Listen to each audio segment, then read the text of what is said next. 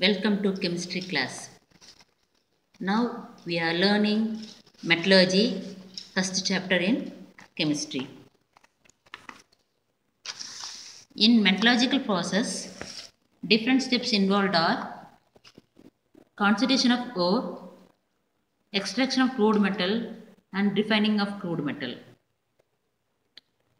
In extraction of crude metal, two steps are involved.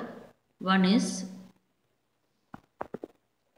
concentrated ore is changed into metal oxide. In that process, roasting and calcination is applied. Second step is reduction of metal oxide to metal. In reduction of metal oxide to metal, so many reducing agents are used, and which reducing agents to be used is based on Ellingham diagram using thermodynamic principles of metallurgy. In this, metal oxide is changed into reduced to metal and oxygen. So to reduce metal oxide, carbon and carbon monoxide can be used as reducing agent. Here, if carbon is used, carbon combines with oxygen and it forms carbon dioxide. Same carbon, it may combine with oxygen and it can also form carbon monoxide. So, if carbon is used, it combines with oxygen present in the metal and it is changed into carbon dioxide or carbon monoxide. If carbon monoxide is used as reducing agent to reduce metal oxide to metal, here this carbon monoxide is oxidized to carbon dioxide. Here, this equation 1 and 2 may couple, 1 and 3 may couple and 1 and 4 may couple. In such a case, thermodynamically, the free energy change should be negative. So, which the reducing agent is selected in such a way, del G values should have large negative value for the coupled reaction. Now, let us consider the thermodynamic equation del G equal to del H minus T del S for a reaction. Here, del G is nothing but change in Gibbs free energy, del H is change in enthalpy, T temperature in Kelvin, and del S is entropy change. Here, this is related to the equation of a straight line y equal to mx plus c. Here, y is nothing but del g and m, slope is nothing but del s, x is temperature and y-intercept is del h. For an equilibrium reaction process, del G naught equal to minus RT ln Kp. This already you have studied in 11th standard, this relation. Here, Herod Ellingham used this relationship that is relation between del G naught and temperature for the formation of various metal oxide in graphical representation. This graphical representation applied is called as Ellingham diagram. The graphical representation, that is del G naught is taken in y-axis, temperature in x-axis, and the graph is drawn, and that graphical representation is called as Ellingham diagram. So what he observed in that diagram is, now first one, metal combines with oxygen to form metal oxide. Here metal exists in solid state, oxygen in gaseous state, and metal oxide in solid state. Here most of the metal oxide formation, the slope formation is positive. Why? Because here oxygen is consumed to form metal oxide. That means two reactants combine to form one product. Here randomness decreases. So when randomness decreases, entropy del S value is negative. That means if you apply this del S value, S value, negative value in equation del H G equal to del H minus T del S, del S value is negative. So negative into negative becomes positive and del G value is positive. So if del G value is positive, the reaction is not spontaneous. Now let us the second observation observed by him is the formation of carbon monoxide. It has a negative slope, and here if you look at the reaction, carbon combines with oxygen to form carbon monoxide. Here carbon exists in solid state, oxygen in gaseous state, carbon monoxide in gaseous state. Here the change in number of moles is 1. 2 minus 1, it is 1. So the del Ng value is positive. Here 1 mole of oxygen gas is consumed to give 2 moles of carbon monoxide in gaseous state. That means randomness increases. So if randomness increases, del S value is positive.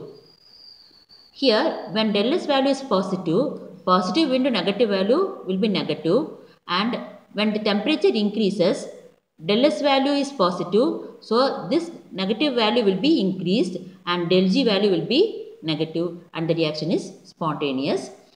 And this carbon monoxide formation is more stable at higher temperature. That means whenever temperature increases, del G value increases. So it is stable. This carbon monoxide formation is more stable at higher temperature. Now as the temperature increases, as the temperature increases, del G value becomes more negative and it acquires 0, and then it becomes positive. Now let us consider this graph. Here when the temperature increases, del G value becomes negative, less negative value, and then it attains 0 and it changes into positive. That means this shows that the metal oxide becomes less stable at higher temperature and it can decompose easier. That means here below this temperature del G value is negative, and above this temperature del G value is positive. So at this temperature decomposition takes place. Now for magnesium oxide and mercuric oxide, due to phase transition, there will be a sudden change in the slope at particular temperature.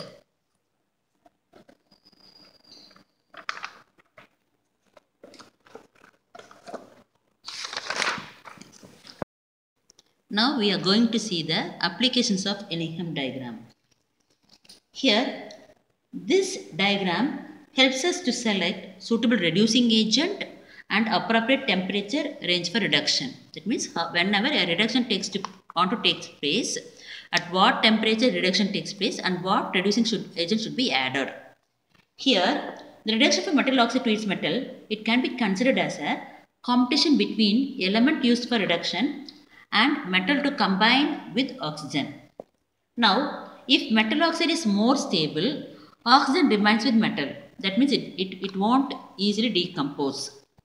If oxide of element used for reduction is more stable, then oxygen from metal oxide combined with the element used for reduction. Here for Elingham diagram, it can infer the relative stability of different metal oxides at a given temperature. Now in that first one is in Elingham diagram, Ag2O and HgO formation is in the upper part of the diagram, and their decomposition temperature is Ag2O decomposition temperature is 600 Kelvin and HgO decomposition temperature is 700 Kelvin. These oxides are unstable at moderate temperature and it can even decompose on heating in absence of reducing agent. Even if reducing agent is not present, these oxides can decompose at 600 and 700 Kelvin respectively. Now in the second application is, it can predict the thermodynamic feasibility of reduction of one metal by another metal. So now if two metal oxide is present in a diagram, the metal which is present below can reduce the other metal oxide that is located above in the diagram. Here for example, in this diagram, aluminum is present below and chromium is present above. So this aluminum can be used as reducing agent to reduce chromic oxide to chromium. So the element which is present below the Elingham diagram can reduce the metal oxide present in the above. Here aluminum can reduce chromic oxide, but this aluminum cannot reduce magnesium oxide and calcium oxide because this magnesium oxide and calcium oxide are present below this diagram. But magnesium oxide can reduce aluminum, magnesium can reduce aluminum oxide. Calcium can reduce aluminum oxide, but aluminum cannot reduce magnesium oxide and calcium oxide. Now, here, the third one is carbon line. It cut across the lines of many metal oxides and it can reduce all those metal oxides at sufficiently high temperature. Now, in Elingham diagram, this carbon monoxide formation, this line, it cut here, it cuts here, here and all, it cuts the metal oxide formation here. So, in this carbon monoxide, it can reduce, here up to this, it can reduce iron oxide here. The temperature is 700 Kelvin. Here the temperature is 700 Kelvin, 700 degrees Celsius. If it is converted into Kelvin, it is 973 Kelvin. It is around 1000 Kelvin. So here, up to this temperature, if you look at this, up to this temperature, iron oxide lies below. So carbon cannot reduce iron oxide. But after this temperature, if you look at here, carbon lies below and iron oxide lies above. So carbon can reduce iron oxide to iron. So up to 1000 Kelvin, carbon cannot be used as a reducing agent to reduce iron oxide. Only at 1000 Kelvin, carbon can be used as a reducing agent to reduce iron oxide to iron. Here, iron combines with the oxygen to form ferric oxide. The change in free energy value is minus 350 kilojoule mole inverse. If this equation is reversed, del G value will be also reversed and negative value becomes positive. Now for carbon combined with oxygen to form carbon monoxide, the free energy change value is minus 480 Kelvin, 480 kilojoule mole inverse. When we couple these two reactions, the equation will be 2FeO plus 2C gives 2Fe plus 2CO and the del G value is minus 480 plus 350 equal to minus 130 kilojoule mole inverse. Now, if we divide this equation by 2, then the equation becomes FeO plus C gives Fe plus CO and the del G value also will be divided by 2 and it will be equal to minus 65 kilojoule mole inverse. So, three applications we have seen. One, at lower temperature H2O and HgO will decompose and Elingham diagram is used to predict thermodynamic feasibility of reduction of oxides. The same way, carbon will be used as a reducing agent to reduce metal oxides. Limitations of Elingham diagram. Here it is constructed based only on thermodynamic considerations. So it gives whether the reaction is feasible. It doesn't say anything about the rate of the reaction. And second one is the interpretation of del G value is based on the assumption that the reactants are in equilibrium with the product. So whenever a reaction takes place at equilibrium, we can find the del G value. But such a reaction is not possible for all reactions. So these are the limitations of Elingham diagram. See the application of metals. In that, first one is application of aluminium. It is most abundant metal. It is good conductor of electricity and heat and also resist corrosion. So many heat exchangers, many sinks used for day cooking vessels are made of aluminium. It is used as wraps, aluminium foils. It is not very strong, so it alloys with copper, manganese, magnesium and silicon. They are lightweight and strong, so it is used in design of aeroplanes and other forms of transport. As aluminum shows high resistance to corrosion, it is used in the design of chemical reactor, medical equipments, refrigeration units, and gas pipelines. Aluminum is a good electrical conductor and cheap, hence it is used in electrical overhead electric cables with steel core for strength. Next is application of zinc. It is used in galvanizing metals such as iron and steel structure to protect them from rusting and corrosion. Galvanizing metal is nothing but coating of zinc over above iron or steel. Zinc is also used to produce die castings in automobile, electrical and hardware industries. Zinc oxide is used in the manufacture of many products such as paints, rubber, cosmetics, pharmaceuticals, plastics, inks, batteries, textiles, and electrical equipment. Zinc sulfide is used in making luminous paint, fluorescent light, and X-ray screens. Brass, an alloy of zinc, is used in water valves and communication equipment as it has highly resistant to corrosion.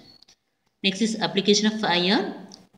It is the most useful metal and it is alloyed including bridges, electricity pylons, bicycle chain, cutting tools and rifle barrels.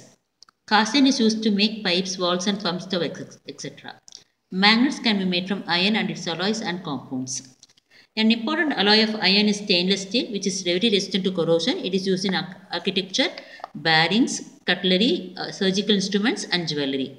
Nickel steel is used for making cables, automobiles, and aeroplane parts. Chrome steels are used for manufacturing cutting tools and crushing machines. Next, application of copper. Since copper is the first metal used by human, and it is bronze resulted in an alloy of copper is bronze. It is resulted in a new era, Bronze Age. Copper is used for making coin and ornaments along with gold and other metals. Copper and its alloys are used for making wires, water pipes and other electrical parts. Next is application of gold. Gold, it is the expensive and precious metals used in coins, standard for monetary systems in some countries, and it is used extensively in jewelry and it is alloyed with copper.